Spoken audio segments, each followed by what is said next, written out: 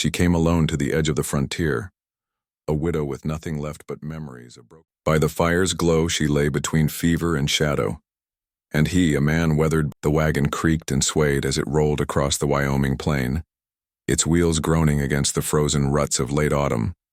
Inside, seated upright and stiff, Evelyn Carter clutched the edges of her wool shawl. The fabric smelled faintly of cedar and smoke, though time had worn it thin.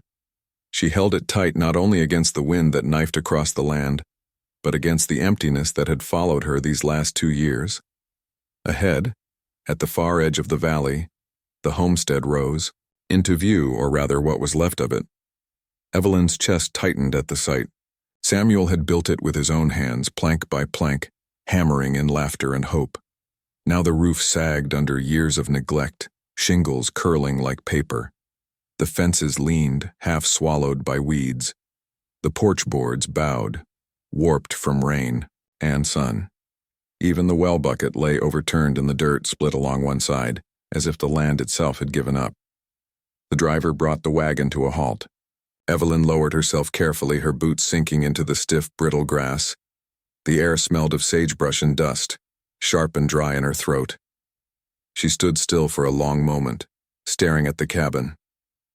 2 winters she had been gone, drifting, between kin, carrying her grief like a bundle no one wanted to keep for long. They hadn't said the words outright, but their eyes had. Too quiet, too sad, too heavy to bear. Her niece had given her a bed for a season, then hinted she might do better in town. Her brother had let her stay through harvest but grew restless with her silences. By spring, Evelyn had understood. Wherever she went, she was tolerated, not wanted. And so she had chosen the only place left to her, the place Samuel had promised, would be theirs until their hair turned white and their hands grew too weak to work the soil. He had not lived to keep the promise. But here she was, keeping it alone. Evelyn climbed the 3 steps to the porch. She pressed her palm against the door Samuel had hung, solid once, now splintering under her touch. The cold seeped into her skin. Slowly she pushed it open. The cabin breathed out a stale scent of dust and silence. Light slanted in through cracks where the shutters sagged.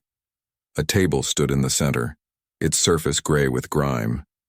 The hearth was black with soot, the ashes long dead. In the corner, the rocking chair waited, unmoved since the day she'd left. Her breath caught.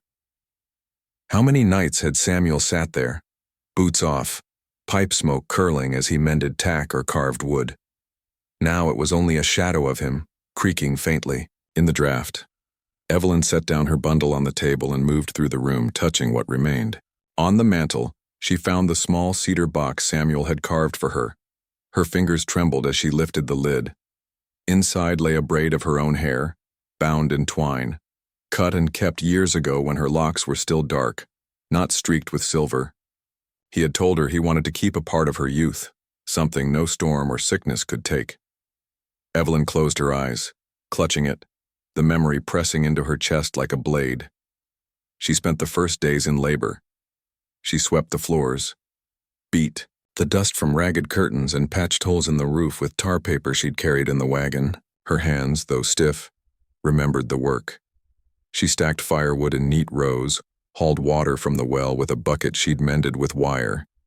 She boiled coffee on the hearth, though it tasted bitter without company. Each task reminded her of Samuel, of what had been lost. Each night she collapsed into bed with aching bones, and still the silence pressed in. When she rode to town for flour, sugar, and salt, the stairs met her before the door of the mercantile had even swung shut. The women by the bolts of calico glanced at her and bent their heads together. Their whispers rode the air like nettles. Men on the boardwalk tipped their hats, but held pity in their eyes, not warmth. Evelyn overheard them. Too old to start. Over. Alone out there. Won't last the winter. She kept her chin high, though their words clung to her on the ride home, sharper than the wind. Pride was all she had left to carry. Pride and silence. One evening, as the sun bled red along, The horizon, Evelyn stepped onto the porch. She wrapped her shawl close and stared out across the plain. The land stretched endless, rolling into shadow. That was when she felt it. An itch along the back of her neck, the weight of unseen eyes. She squinted toward the ridge. There, outlined, against the dying light, sat a rider astride a horse. Still, watchful. The figure did not move closer, did not raise a hand, only lingered. Evelyn's breath caught. A chill, not of fear but of something older, something she could not name, slid through her. She stood frozen until, at last, the rider turned and melted into the darkening prairie. That night she could not sleep. She sat in the rocking chair, shawl draped tight, staring at the braid in Samuel's box. The fire snapped inside. Her heart beat strange and restless. Who was the rider? Why had he lingered? Loneliness had grown familiar, almost a companion, these past 2 years. Yet now it was unsettled, stirred by the simple awareness of being seen. And Evelyn, though she would not admit it even to herself, felt the faintest stir of something she had long buried. Not hope. Not yet. Something quieter. The ache of possibility.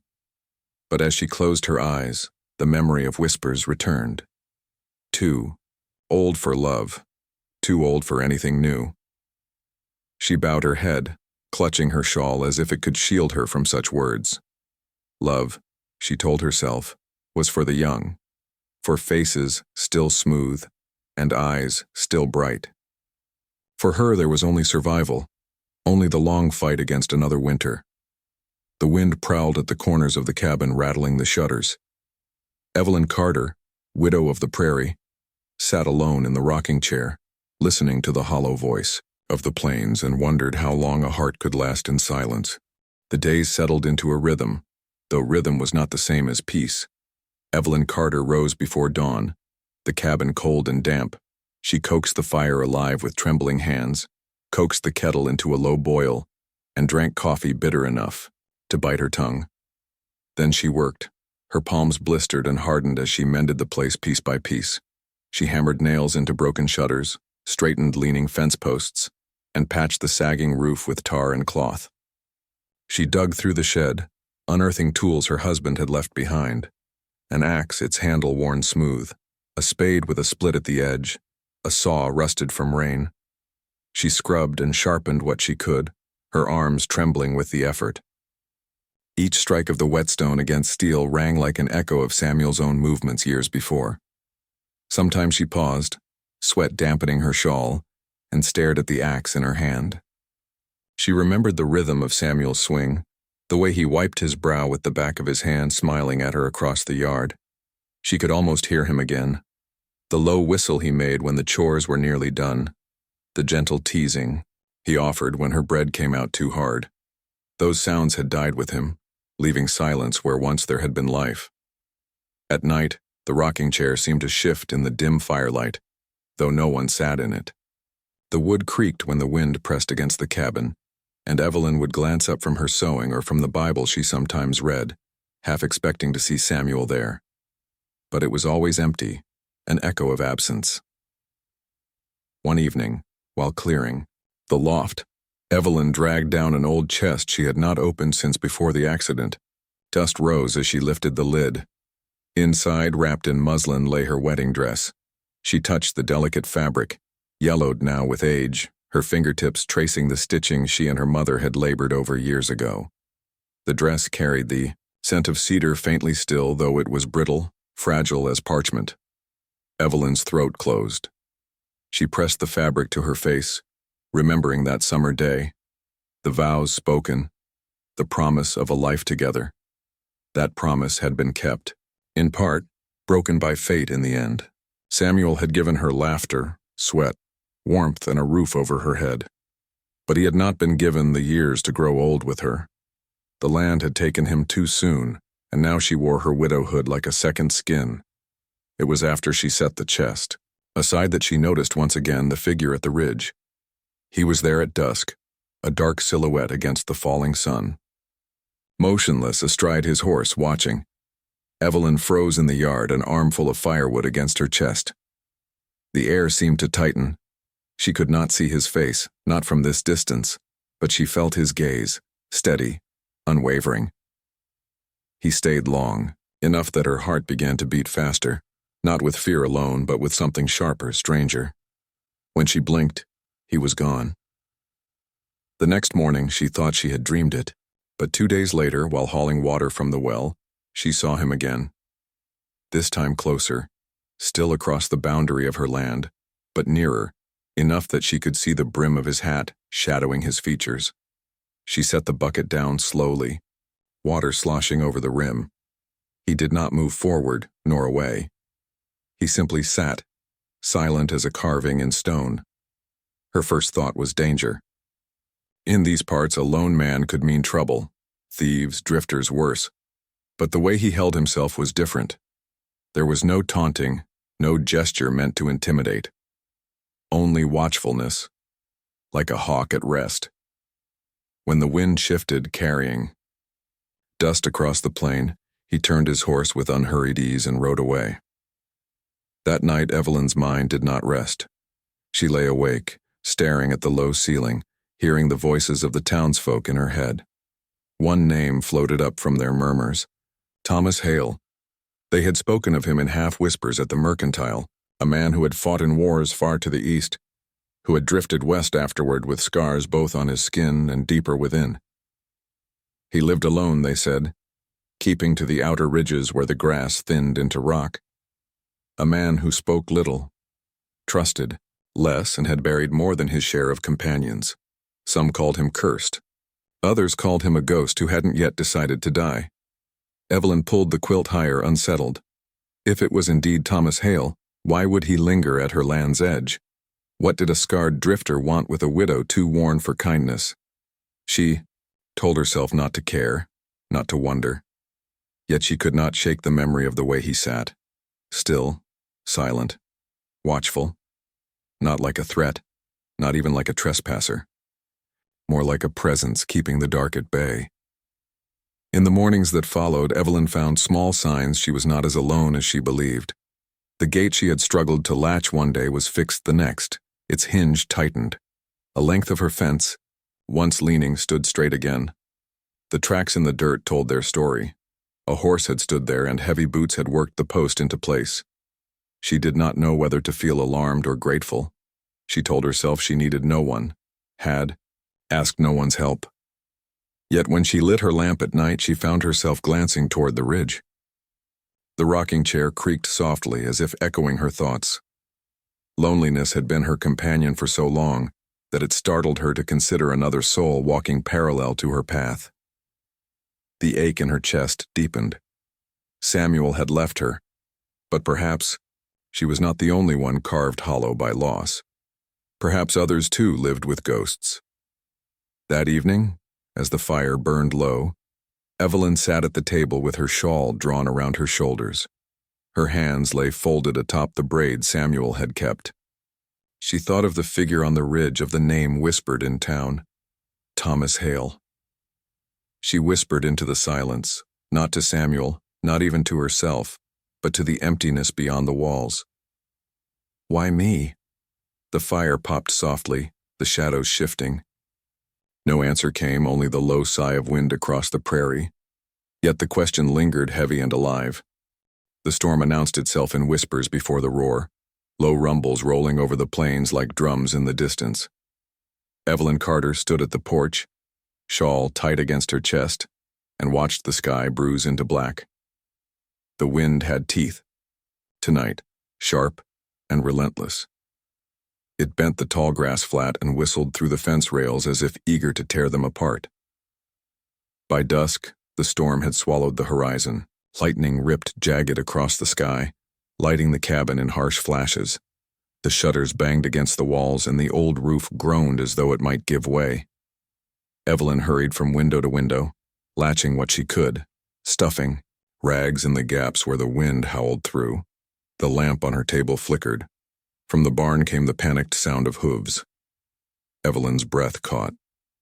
The horse, her one means of reaching town, her only companion these months, kicked against, the stall.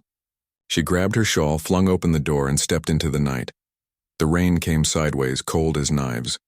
Mud sucked at her boots as she ran across the yard. The lantern she carried sputtered and died, leaving only lightning to guide her. Steps. Her hair plastered against her cheeks, her shawl clung heavy, and still she pressed forward. She reached the barn in time to see the gelding rear, eyes rolling white in the storm light. The gate burst open under his weight. Evelyn stumbled toward him, arms raised, but the horse bolted into the dark, his hooves pounding like thunder itself. "Wait!" Her cry was swallowed by the storm. She slipped in the mud, crashing to her knees. The cold bit through her skirts. Rain blinded her as she struggled to stand. The horse was already vanishing, lost in the black sweep of the prairie. Panic clawed her chest.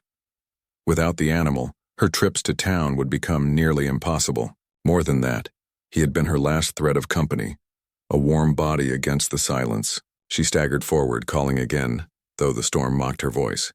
And then she saw him. A figure emerged from the sheets of rain, broad-shouldered, hat pulled low, horse in hand. Not her gelding, but leading him, steadying him by the reins, with calm certainty. The animal fought and snorted, but the man's grip was iron, his presence immovable. Together they moved toward her, the storm bending around them as though reluctant to challenge his resolve. Evelyn froze, water streaming down her face. In the lightning's glare, she recognized him, the rider from the ridge. Scarred, rough-hewn, eyes shadowed beneath the brim. Thomas Hale. He said nothing as he placed the reins in her trembling hands. His own horse stamped the mud behind him, restless but obedient. He gestured toward the barn, and together they fought, the storm muscling the gelding back into the stall, securing the gate with rope. The wind screamed overhead, rattling the boards until the barn shook. Evelyn's breath came hard and ragged. She wiped rain from her brow only to meet his eyes, steady, watchful, unreadable. A scar cut from the corner of his jaw to his neck, half hidden by his collar. His face was carved of years and silence. For a moment neither spoke. Only the storm filled the space between them. Then Evelyn turned toward the cabin. "Inside," she said, her voice almost lost in the roar. She did not know why she said it, whether gratitude or fear drove the words, but he followed without protest. They entered the cabin dripping, the fire almost gone cold. Evelyn knelt quickly, coaxing the embers with shaking hands. Thomas moved without a word, gathering kindling from the stack by the hearth, feeding the flames until they leapt again. Together they built the fire higher, its glow pushing back the storm's fury. When at last she sank into the rocking chair, her limbs trembling from cold and effort, he remained standing, water dripping from his coat onto the floorboards. His hat cast a shadow over his eyes, but the firelight revealed enough. Lines carved deep by wind and years. The set of a man who had carried weight long and hard. Evelyn rose, her voice steadier now. "Coffee?" She busied herself at the hearth, pouring water into the blackened pot, setting it over the fire. Her hands shook, not from the storm, but from the nearness of another soul within these walls. She had not shared her roof since Samuel's passing. Even her kin, in the brief visits, had never stayed past supper. The silence of her cabin was hers alone. Until now. Thomas stood still, watching the flames as rain battered the shutters. He removed his hat, placed it on the table, and ran a calloused hand through his damp hair. His scars caught the firelight, faint white lines across knuckles, a deeper welt near his temple. He looked not like a trespasser, but a man long accustomed to storms, both of weather and of life. Evelyn poured the coffee into 2 chipped mugs and set one on the table before him. Their fingers brushed as he took it, and she drew her hand back, quickly. He gave a single nod, nothing more. They drank in silence, the storm outside thrashing against the cabin, the fire cracking and sighing. Each flash of lightning lit his profile sharp against the wall. Each rumble of thunder shook dust from the rafters. Yet within, the silence between them deepened into something not empty, but weighty, like the pause between 2 breaths. Evelyn studied him from the corner of her eye.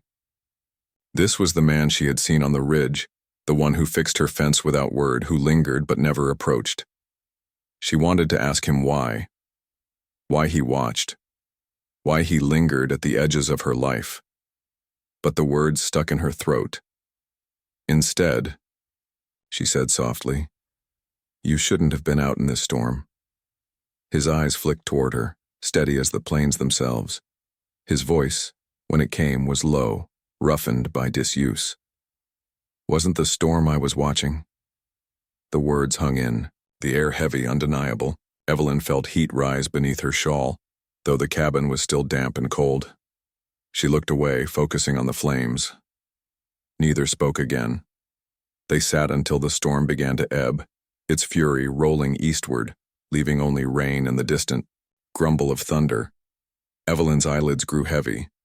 The rocking chair creaked softly as she shifted. Across from her, Thomas remained upright, his gaze on the fire, as if he intended to keep watch until the last ember died. That night, Evelyn realized something unsettling. The rider on the ridge had not been danger after all. He had been protection she had not asked for, had not dared to hope for. And now he had stepped inside her silence, leaving it forever changed.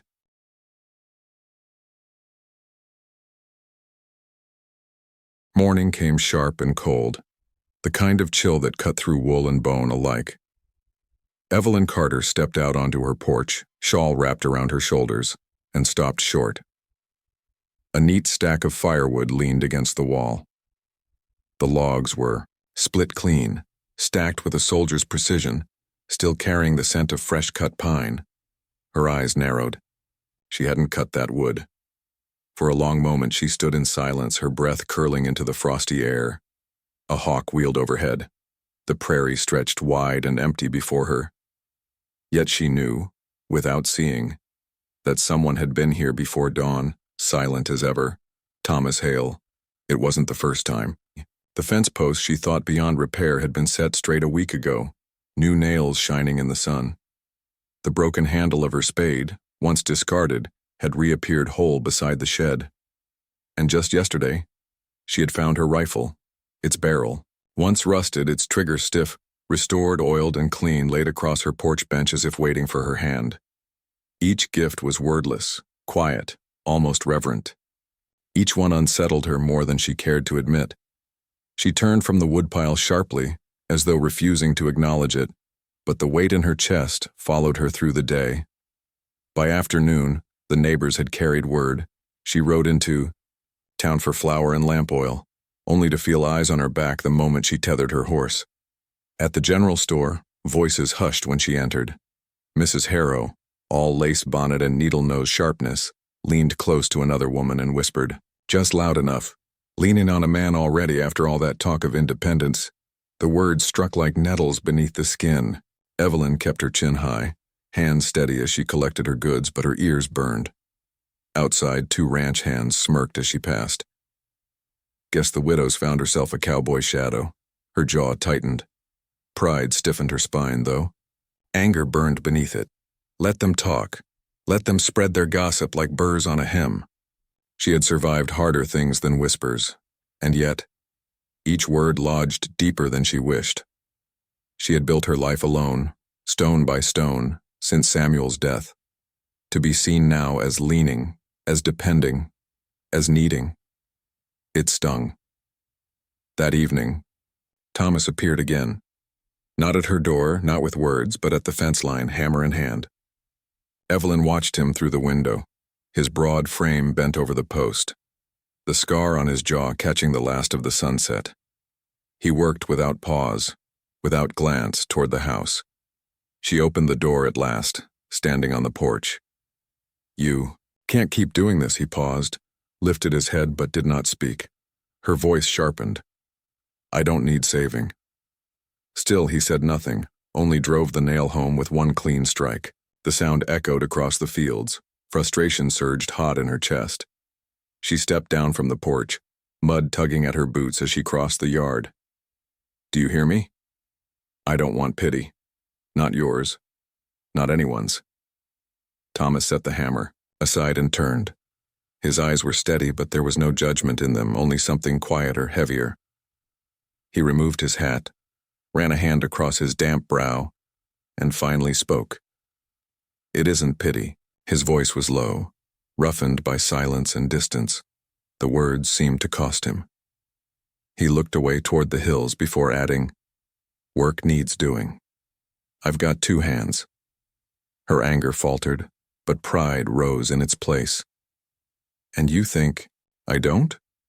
I've managed fine without—" Her throat tightened. "Without anyone."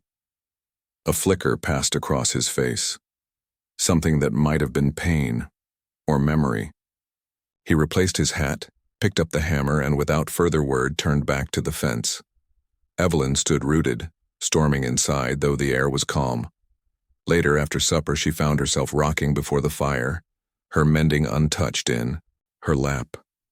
She thought of the whispers in town, of Thomas's quiet hands steadying the world around her. Anger tangled with gratitude, pride with something softer she refused to name. The cabin door creaked.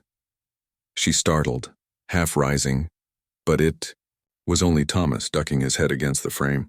He lingered at the threshold, uncertain. "I fixed the latch on your barn," he said. Her voice came sharper than intended.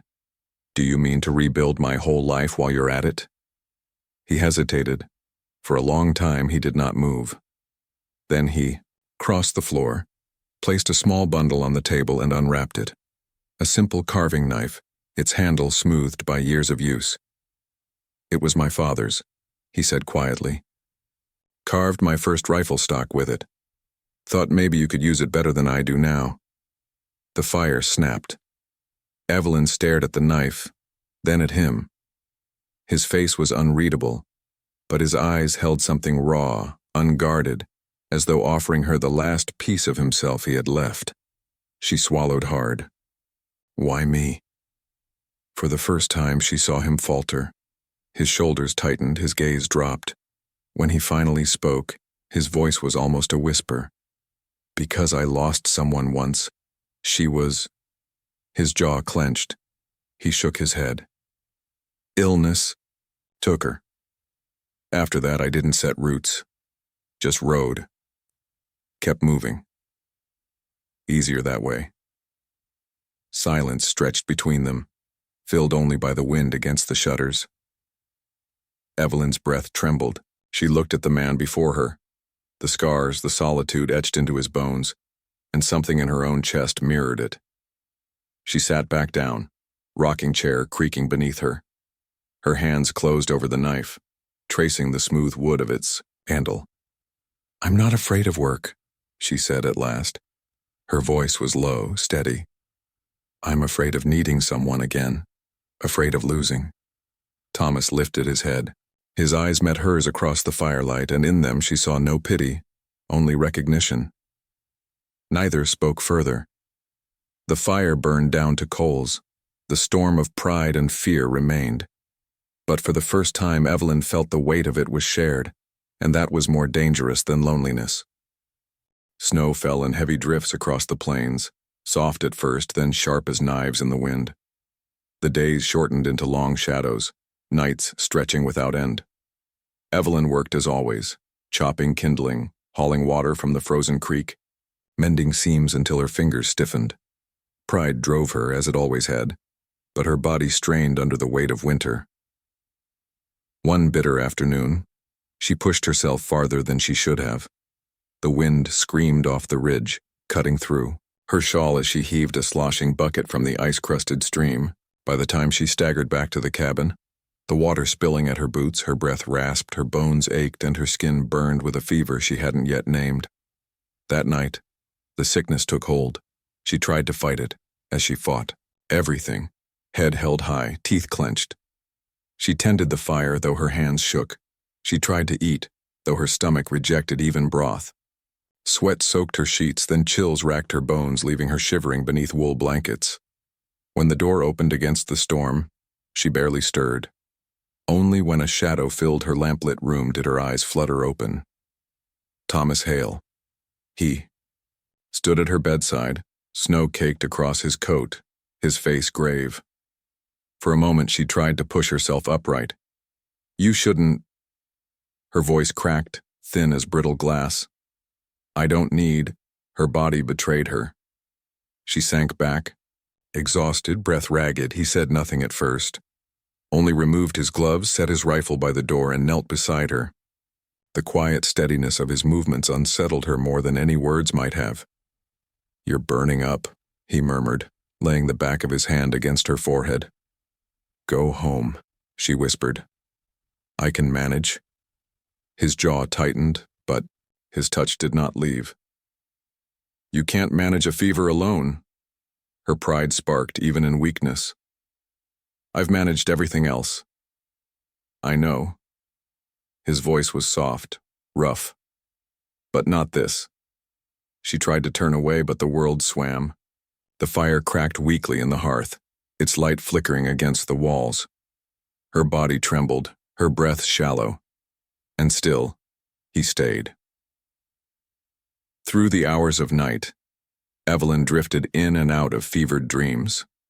At times she thought she heard Samuel's voice calling from beyond the grave.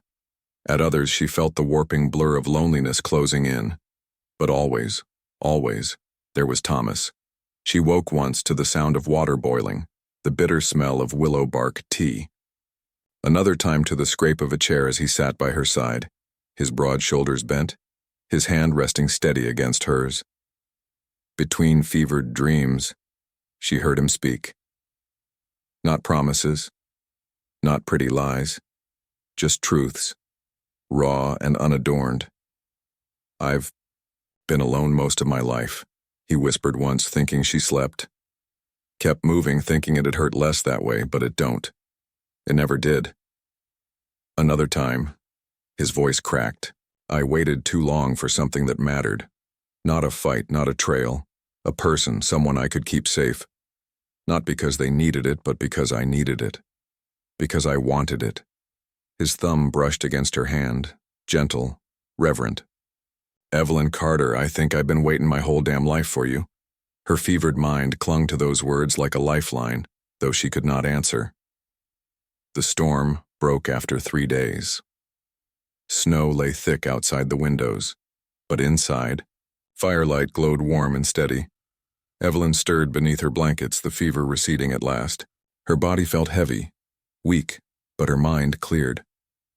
She opened her eyes to find Thomas asleep in the rocking chair by the fire, hat tipped low, his long frame bent uncomfortably. The chair creaked with his weight, the sound familiar, haunting. Once Samuel's place, once a symbol of absence. Now filled. Her throat tightened. For the first time since she buried her husband, she felt something other than emptiness beside her hearth. When Thomas woke, it was with a start, as if ashamed to have slept. He stood quickly, rubbing the back of his neck. "You're awake." Her voice was a whisper. "You stayed." He nodded, awkward, almost boyish in his uncertainty. "Figured I should. Fever like that." He stopped himself, shrugged. Evelyn tried to push herself upright. Weakness forced her back down, and he stepped forward instinctively, hands steadying her shoulders. For a moment, their eyes met. Neither spoke. "Thank you," she murmured at last, the words tasting strange on her tongue. Gratitude had been a language she had not spoken in years. Thomas only shook his head. "Don't thank me. Wasn't duty. Was choice." Silence stretched between them, but it was no longer sharp. It was soft, tentative, carrying warmth instead of distance. In the days that followed, as her strength returned, Evelyn found the edges of her pride worn down. She still bristled when he chopped wood, still protested when he fetched water, but she did not push him away. One evening, as dusk painted the snow lavender, she lit the fire and motioned toward the chair. "Sit." He hesitated. Her lips quirked, faintly. "It won't bite." Slowly he lowered himself into the rocker. She sat across from him, knitting untouched in her lap, listening to the creak of wood, the soft crackle of flame. For the first time, the silence was not unbearable. It was company. Her gaze lingered on him, the way the firelight caught the scar along his jaw, the quiet strength in his hands. Once she had thought love belonged to youth, to promises whispered under summer skies, to futures unspoiled by loss.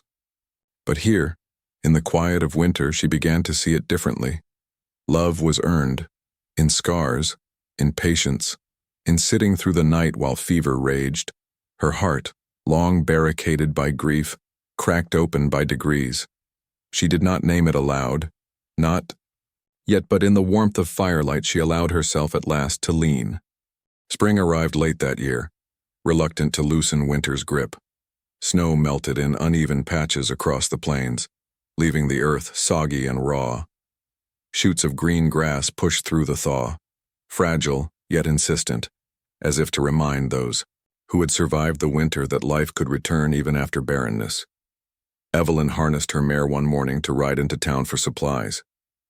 Flour was running low and her tools needed mending. She dressed warmly, though the air already hinted at softness, and set out along the trail that wound through the low hills. The world smelled of damp soil and pine. She did not know trouble, waited ahead. It began with voices, raised, angry, echoing across the ridge. Evelyn slowed her mare, heart quickening. As she rounded a bend, the scene unfolded. A small band of settlers, rifles slung across their shoulders, faced a group of Cheyenne men on horseback. The air between them crackled with suspicion and heat. Evelyn's breath caught. The settlers, men she half knew from town, shouted accusations about stolen cattle. The Cheyenne answered in firm tones, their gestures sharp, indignant. Neither side trusted the other, and fear sharpened every movement. A single misstep could unleash blood. She pulled her mare back into the brush, trembling. Her cabin suddenly felt a world away, and then hoofbeats thundered behind her. Thomas Hale rode in. He didn't come with his rifle raised, nor with the reckless swagger of a man seeking to prove himself. He rode straight into the middle ground, hands open, posture steady, eyes sharp with the kind of courage born not of pride but of hard-won restraint. The settlers barked at him. "Stay out of it, Hale. This isn't your fight." The Cheyenne bristled, their leader's gaze narrowing. Distrust etched deep. Thomas dismounted slowly, planting his boots in the mud between them. His voice carried low but strong. "It is my fight if it keeps this land from drowning in blood." For a moment, only the wind moved. He spoke first to the settlers. "You think you've been wronged, but you've been wrong before. I've seen you take more than you're owed and call it justice. If your cattle wander, it isn't always theft, and if it was, then settle it with proof, not with powder and lead." Then, turning to the Cheyenne, he lifted his hand to his chest in a gesture of respect. "I've ridden these plains long enough to know your grief. Promises were broken before I ever set foot here. But not every man comes with chains or greed. Some of us just want to live side by side, quiet with the land." Evelyn, hidden at the edge of the trail, felt the tight coil in her chest loosen as his words cut through the clamor. He didn't shout. He didn't threaten. He simply stood, scarred and weathered, carrying himself like a bridge across a widening gulf. The Cheyenne leader's stern gaze softened, just slightly. One of the settlers muttered, scowling but lowering his rifle. The air thinned, the match that might have lit the fire sputtered out. Slowly the groups parted, each retreating with mutters but no blood spilled. Evelyn released a breath she hadn't realized she was holding. When it was over, Thomas found her where she waited. "You shouldn't be out here," he said, voice rough but not unkind. "I could say the same to you," she replied, though her words lacked sharpness. She studied him, his face drawn, his shoulders heavy as if carrying not just this day's burden but years of them. They rode side by side in silence for a time, the trail soft beneath their horses' hooves. The storm clouds of winter were gone, but in her heart another reckoning stirred. At last Evelyn spoke. "Back there, you stood between them like it was nothing." His mouth twitched. "Wasn't nothing. You didn't even raise a gun. Guns don't end quarrels," he said simply. "They bury them for a while. But the roots stay." She turned her face toward him, searching. For years she had seen him as a shadow at the edge of her world, then as a steady presence she resented, then as the man who sat by her fire when she nearly slipped into death. And now she saw him clearer than ever. Not as a rescuer, not as a stranger, but as a man who had borne solitude until it carved him hollow, who still chose to stand in the gap for others, even when it cost him.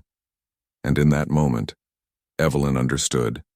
What bound them was not her weakness nor his strength, but the quiet ache of two people who had carried grief too long, now finding they need not carry it alone. By the time they reached her homestead, the sun dipped low, painting the sky with streaks of copper and rose. Evelyn dismounted slowly, her legs stiff, her heart heavier still, but not with dread. Thomas lingered at the edge of her porch, uncertain. His hat was in his hands, his eyes downcast as though expecting dismissal. Evelyn looked at her cabin, the roof mended, the fence posts straight, firewood stacked high. For years it had been her fortress against the world, her refuge, her prison. She had lived within those walls, braced against loss, convinced love had no place left in her life. But as she stood at the threshold, the truth came clear, as spring sunlight breaking through clouds. Love was not stolen by grief. It was not bound by youth. It was the second chance given to those who endured the storm. Her hand trembled on the latch. She looked back at Thomas, his loneliness laid bare in the slope of his shoulders, in the way he seemed ready to walk away rather than overstay. "Thomas," she said softly. He raised his eyes. She opened the door, not just of the cabin, of her heart. "Come in." For the first time in years, her voice did not sound hollow in the evening air, and for the first time he smiled.